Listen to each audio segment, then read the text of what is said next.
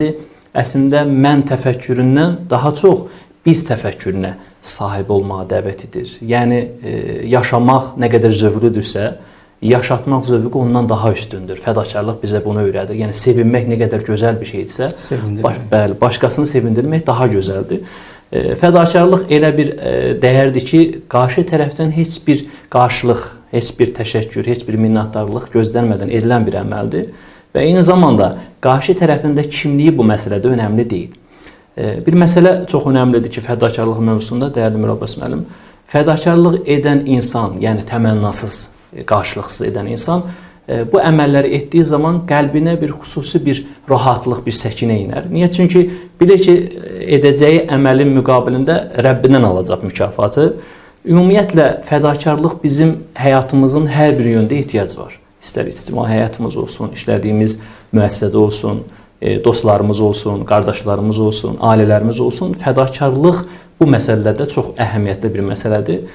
Belə demək mümkünsə, bir dostun, bir qardaşın dəyərini bilmək istəyiriksə və yaxud da bizim qarşı tərəfə olan dəyərimizi bilmək istəyiriksə, fədakarlıqla ortaya çıxır. Yəni, biz qarşı tərəfə dəyərli olduğunu deyiriksə, əməlimizdə göstərməliyik. Yəni, fədakarlıq yeganə bir dəyərdir ki, bunun nəzəri tərəfi yoxdur. Yəni, həqiqi mənada olan fədakarlıq olur. Bəli, həqiqi mənasında. Yəni, bir insana sevdiyini deyirsənsə, bir insana qarşı tərəfin sənin üçün dəyərli olduğunu deyirsənsə, mütləq mənada əməlində, yaşantında, əxlaqında göstərməlisən. Buna, belə demək mümkünsə, praktikanda göstərməlisən.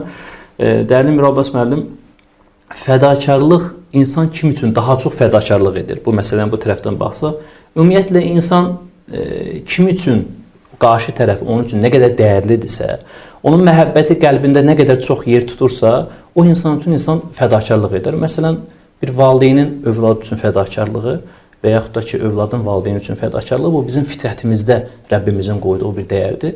Eyni zamanda fədakarlığın yaşanması lazım olan yerlərdən biri bizim ailələrimizdir, heç şübhəsiz ki, ailənə, yəni fədakarlıq, bəzən zamanından, bəzən vaxtından, bəzən də haqqından keçdiyi yerin adıdır ailə. Yəni, insan zamanından da keçər, vaxtından keçər, haqqından necə keçər? Yəni, insanlıq halıdır. Bəzən haqlı olduğumuz zaman elə bizim susmağımız böyük bir fədakarlıqdır. Bugün, məsələn, ailələrimizə baxsaq, problem yaşayan ailələrin təməlinə baxsaq, görürük ki, qarşı tərəfin, yəni fərdlərin biri digər üçün fədakarlıq ruhiyyəsində ola bilməmələrinə görə yaranır.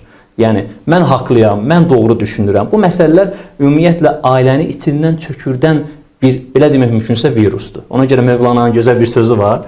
Deyir ki, can vermədikcə canana çata bilməzsən. Əgər həqiqi fədakarlıq varsa, həqiqi sevgi varsa, insan o haqqından keçməlidir.